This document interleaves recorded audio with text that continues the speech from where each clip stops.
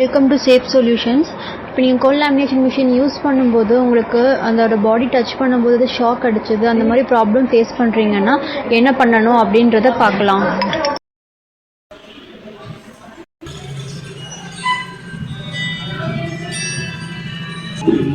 இதில் பாடி எர்த்துக்கு உண்டான ஒரு பின் இருக்குது. இது எலக்ட்ரிக்கல் கடையில் கிடைக்கும்.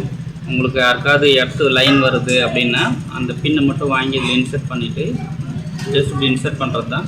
இன்சர்ட் பண்ணிவிட்டு உங்களுடைய வீட்டில் எர்த்திங் ஒயர் பாயிண்டிங் வச்சுருக்கோம். அது எர்த்து கம்பி போட்டு அடிச்சிருந்தாங்கன்னா அப்போ எர்த்து லைன் இதில் வரும். நீங்கள் அதை இன்சர்ட் பண்ணிட்டீங்கன்னா உங்களுக்கு எர்த்து மிஷினில் வராது. இந்த மாதிரி இல்லாத பட்சத்தில் உங்களுக்கு மிஷினில் பாடி எர்த்து வரும். இப்போ பார்த்தீங்கன்னா நான் இதில் ரெண்டு பின்னு தான் இருந்தது, அதனால் மிஷினில் பாடி எர்த்து போட்டிருக்காங்க.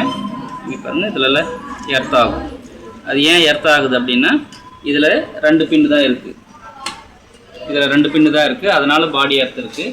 ஸோ அந்த மாதிரி எர்த்து ஆகக்கூடாதுன்றதுக்காக தான் உங்களுக்கு இந்த இடத்துல பாடியில் இந்த பச்சை கலர் கேபிள் பாடி எர்த்துக்குள்ளது. ஸோ அந்த பாடி எர்த்து உங்கள் கேபிளையும் போட்டு வந்திருந்தீங்கன்னா உங்களுக்கு மிஷினில் பாடி எர்த்து வராது.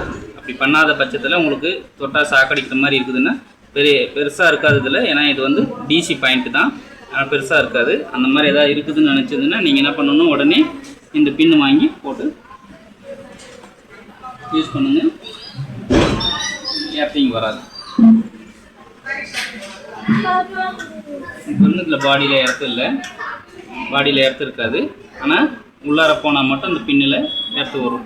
அதுக்கு ரீசன் என்னன்னு கேட்டிங்கன்னா இது பின்னாடி இந்த இடத்துல ஆஃப் பண்ணிட்டு தான் பண்ணணும். எப்போவுமே ஃபுல்லாக சுவிட்சை ஆஃப் பண்ணிட்டு தான் இதை லூஸ் பண்ணணும்.